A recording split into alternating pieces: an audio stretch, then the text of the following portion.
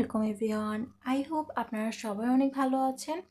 By the way, আমার কাছে আসলে ৩টা অর্ডার এসেছে অ্যান্ড ৩টা অর্ডার হচ্ছে আমার ফ্যামিলি মেম্বার একজন করেছেন।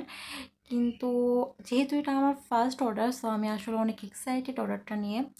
অ্যান্ড ৩টা অর্ডারই আমি সেম থিমে রাখতে চেষ্টা করতেছি। এটা আমার ফার্স্ট অর্ডারের কাজ। সো দেখা যাক আউটপুট কেমন আসে। সো আমি যেটা তৈরি করব সেটার জন্য আমি এখানে একটা পয়েন্ট করে স্কেল দিয়ে একটা দাগ টেনে নিচ্ছি এবং পরে আমি অফলাইনে একটা স্কেচ করে নিয়েছি।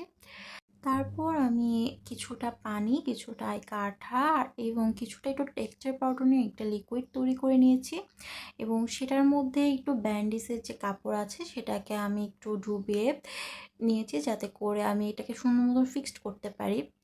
তারপর আমি ক্যানভাসে যেখানে আমার যে লাগাবো সেটাকে আমি একটা সুন্দর মতো পজিশন করে নিচ্ছি যাতে করে শেপটা সুন্দর আসে।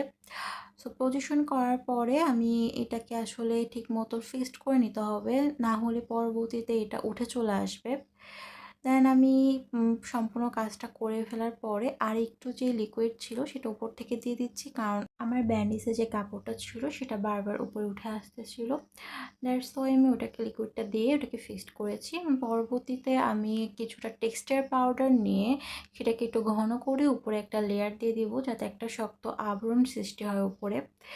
সো এভাবে আমি সম্পূর্ণ কাপড়ের উপরে এই যে লিকুইডটা আছে সেটার একটা লেয়ার দিয়ে নিব।